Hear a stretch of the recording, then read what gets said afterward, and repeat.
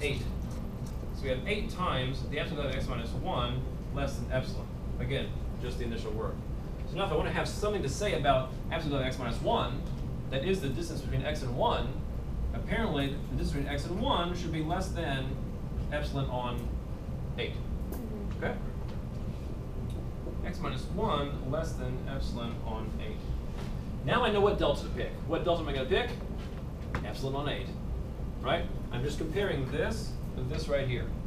So, all right. Now I know what to pick. Thank you, initial work.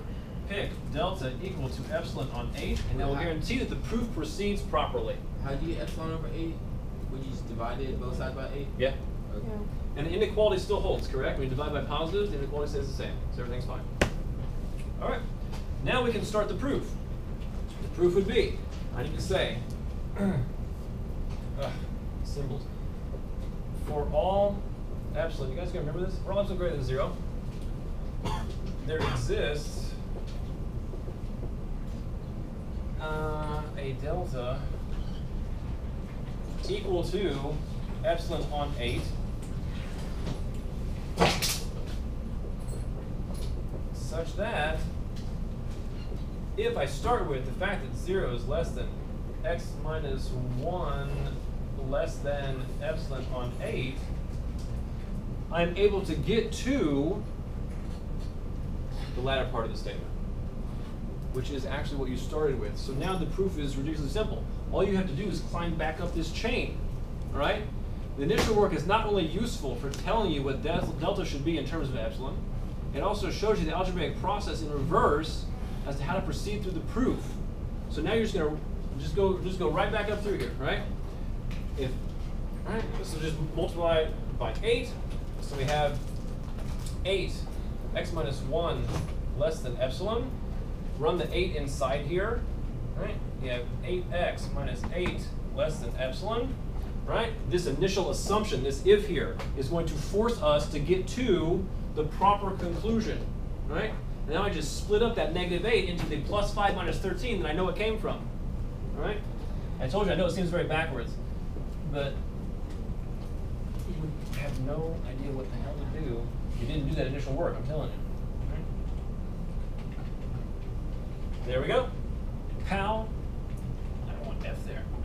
Fx minus 13 less than epsilon. Right? How'd you get to the second to last one? This one? Yeah. Because I know what negative 8 is. Negative 8 is plus 5 minus 13, which puts me back at function minus limit value. Right? I'm seriously just going right back up through. That's all I'm doing. Okay? But the proof is not, you can't take the proof this way. You can't start with the then and say, well, I showed it, I know what epsilon, I know what delta to pick. That's not good enough. You've got to go back through the proof in the proper order and show that if you pick delta to be this, it forces this to be true. That's why you need this chain of consequences here. All right? But it seems backwards, right? Because you do all this initial work and then you just climb back up through it. It's like, what? I just did all that, right? I just did it backwards. That's true. That's telling you how the proof should proceed in the opposite manner, right? You start with the conclusion to figure out what to begin with.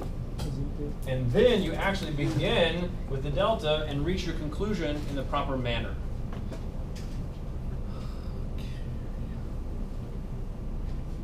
Okay? That's how epsilon delta proofs work. It's called delta chasing or something. What people call it delta chasing. Very complicated. Some kind of phrase. Yeah. So what we just show? I don't even know. What did we just show? So I have one question. Justin, tell me what we just showed. A lot of math. Thank you. Question. Yeah. A lot of complicated stuff. That second step we were On this side or this side? on the then side. Yeah. When you did 8x minus 8 less than epsilon, and then you did that next step. What if that was a negative 8x? Would that still be absolute value 8? So that's a good question. So what if it was negative 8x plus 8? What if you had that?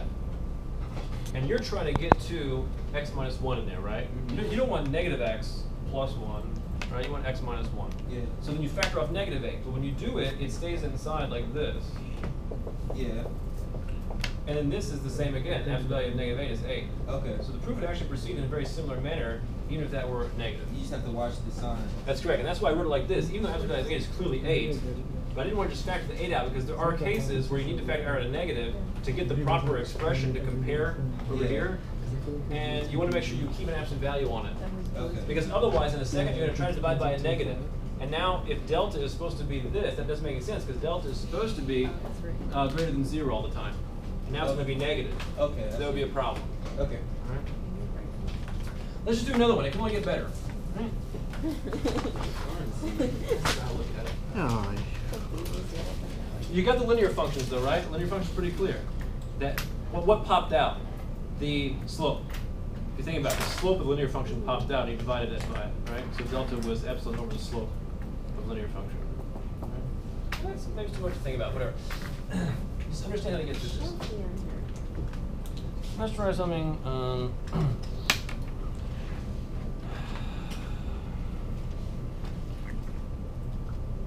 21. Something not so linear. 21. What's the matter, Cornejo? Okay. so much stuff. Limit is x Gotta approaches work 4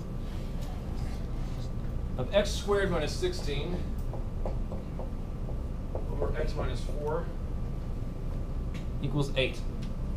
Equals 8. All right. So to prove this is true, you probably believe it's true already. For our x squared minus 1, x minus 1 example yesterday and the day before, whenever we had it. Right? It's pretty clear that you can factor and cancel difference of squares. Where's Samura? Where's my difference of squares guy? So x, he's gone. I don't think he's coming back. It's 2 days now. Who? Samura. Samura. Is that a girl or a boy? Boy. Oh. Here it is. What about him? Bid you farewell. You have good math times somewhere else. What about With him? other He students. was left. All right, whatever, it happens. Yesterday's lessons withdrawn. He seems so confident and jovial and I don't know. like he knew what he was doing. Just kind of Oh, the man with the glasses? No, it's the last day to have no Oh. W, but usually have a week or two, and then if you drop, you have a W on the transcript. So that's what happened to me last time when I took bio. He said yesterday was the last day to drop it. Didn't you? They said 2 days in. Yeah. They said 2 days See? in.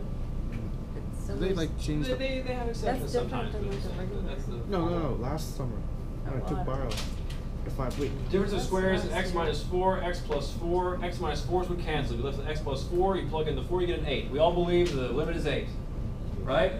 From what we did yesterday. We can't do plug and chug now. We're supposed to use the definition of limit to prove that this is true. So now we don't believe this necessarily, right? We don't believe it just quite yet. We have a hunch that it's true. So we need to start with the conclusion. That's the initial work. So x squared minus 16 over x minus 4 minus the limit, right? The supposed limit, less than epsilon. Start with that, right? Function minus supposed limit less than epsilon. We'll start with that. And see if we can relate that to what delta should be here, right? So what we need to have out of this expression is an x minus 4 inside absolute value. We need to have